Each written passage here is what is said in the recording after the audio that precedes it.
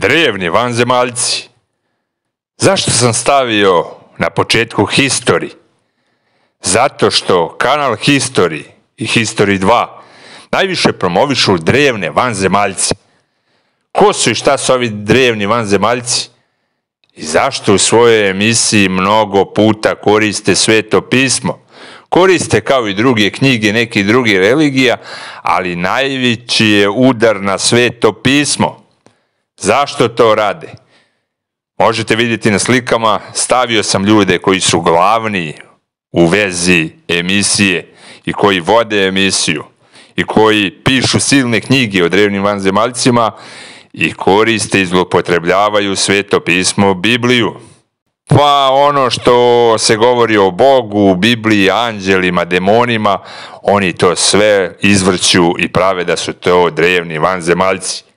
Zašto to čini, zašto to rade? Upravo ovaj lik koga vidite, neću mu pominjem ime, pošto oni vladaju medijima i tako neću im pominjati ime, ali vidite osobu, on svaki put kada kaže i pomene ime Božije, prstima pravi pod znacima navoda. Znači, direktan udar na Gospoda Boga. Ovi ljudi čine i rade. Naročito ovaj sada koji će doći. On je publicista, pisac upravo ovog čoveka koga vidite. I on od Boga je namjestio zapravo vanzemaljce, drevne vanzemaljce koji su došli na zemlju, koji su stvorili od majmuna čoveka i tome slično.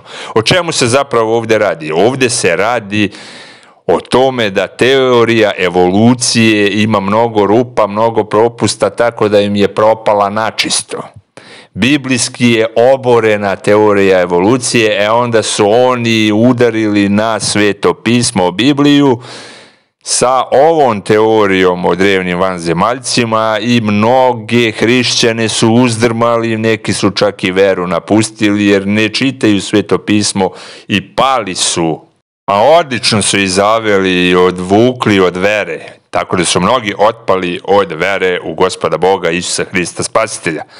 Kad gledamo na kanalu History dokumentarce u vezi Gospoda Isusa Hrista, života Isusa Hrista, dela apostolskih i tome slično, toliko na podmukli način oni to snime da ljudi vide Isusa kao nekog tamo proroka, nekog tamo poslanika koji vuče neku gomilu po pustinji, koji širi neku tamo nauku, kako je jadan, kako se tamo zlopati po pustinji, kako ga odbacuju prvosveštenici i tome slično.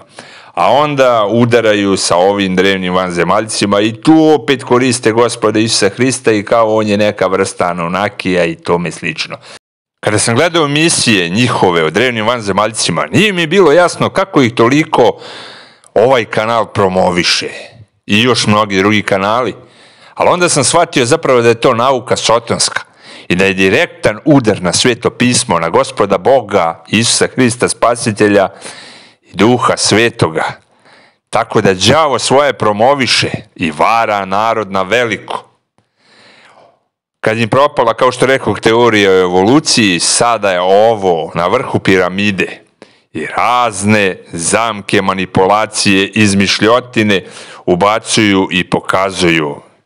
I smišljaju tako lepe i zanimljive priče da bi pomutili razum čovečanstva, to je sa razum onih koji bi želeli da veruju u Gospoda Isusa Hrista Spasitelja.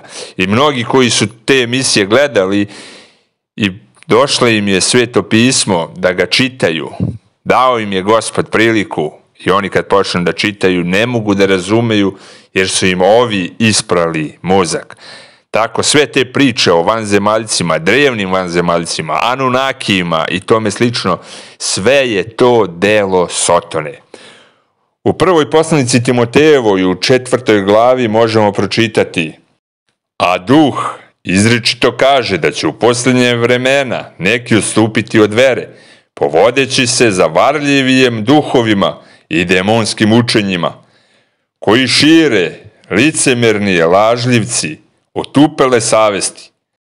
U 2. Timotejevoj, isto 4. glava, 3. stih nam reč Gospodnja kaže: jer doći će vreme kada ljudi neće podnositi zdrave nauke, nego će u skladu sa svojim požudama sebi nagomilavati učitelje da im govore ono što prija njihovim ušima, pa će uši okrenuti od istine i priklonit će se izmišljotinama.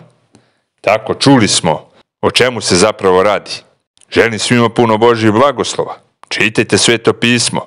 Verujte u Gospoda Isusa Hrista u ovim posljednjim danima. Jer, kako vidimo, Sotona na široka vrata, na veliko udara na istinu Božju. Čitajte Sveto pismo, stanite u duhovnu odbranu Evanđelja Gospoda našega Isusa Hrista Spasitelja.